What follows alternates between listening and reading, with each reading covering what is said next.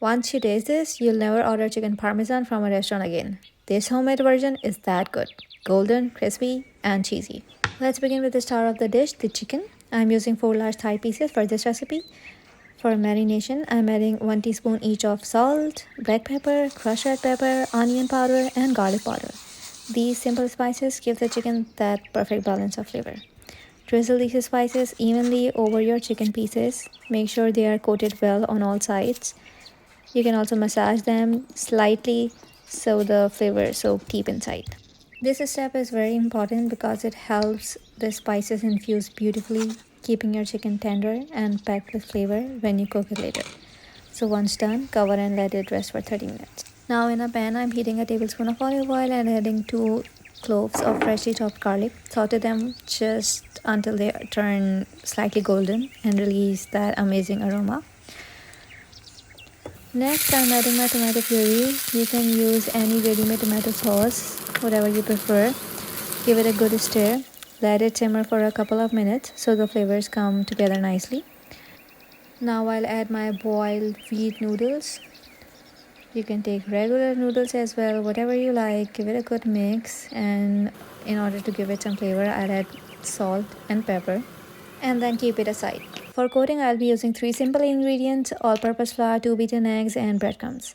Add red pepper powder and salt on both flour and breadcrumbs to keep the flavor balanced. And here's my secret twist. I'm mixing grated Parmesan cheese right into the breadcrumbs. This gives your chicken that extra crunch and deliciously cheesy flavor when fried. Once these coatings are ready, we are going to bring our marinated chicken pieces. First, dip the chicken piece into flour. Coat it evenly. This helps the next layer stick better. Then dip it into the beaten egg mixture. And then finally roll it into the Parmesan breadcrumbs, pressing slightly so that the coating sticks perfectly. Repeat the process for all chicken pieces and you will see how beautifully they are coated and ready to fry. Let's go. Now I'm heating oil in a pan. Make sure your oil is nice and hot before you begin. That's the key to getting the crispy crust without making the chicken oily. I'll fry 2 pieces at a time, cooking each side for about 10 minutes on medium heat, and after 10 minutes, I'm going to carefully flip them to cook the other side until both are golden and crispy. The result, perfectly crispy on the outside, juicy and flavorful on the inside, just the way a chicken parmesan should be. For veggies, I'm using 1 cup of green beans and 1 cup of chopped carrots. First boil them and then saute them with butter, salt, black pepper, and oregano. And it's all done. Okay, for the top cheesy layer, people normally use the sauce and cheese directly on top of the chicken before baking. But here's my little twist. I would like to prepare it separately.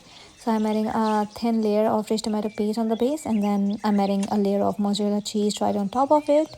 The more cheese, the better the melt.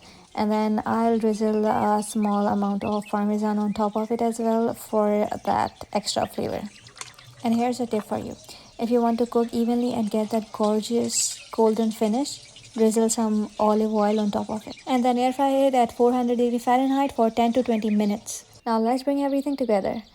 I'm starting with a generous serving of my cooked wheat spaghetti that's coated in the flavorful tomato sauce. Spread it evenly to form that perfect base for your dish. Next, I'm placing one of those crispy golden chicken pieces right on top of the spaghetti. Just look at that beautiful crunch. And now the best part. That cheesy layer we just prepared. I'm gently placing it over the chicken, letting the melted mozzarella and Parmesan settle perfectly across the top.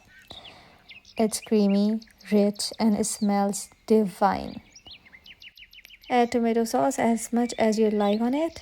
And now let's add the sides of our sauteed vegetables for that healthy touch. And finally, to finish it off, I will sprinkle a little oregano on top of the cheese and just to give it that restaurant style touch. And my homemade chicken parmesan is absolutely ready to enjoy. It's golden, cheesy, and full of flavor. So why not take a bite of it? Trust me, this was the best thing I ever tried. It was so delicious that I couldn't stop eating it. You can even pair it with rice and skip spaghetti.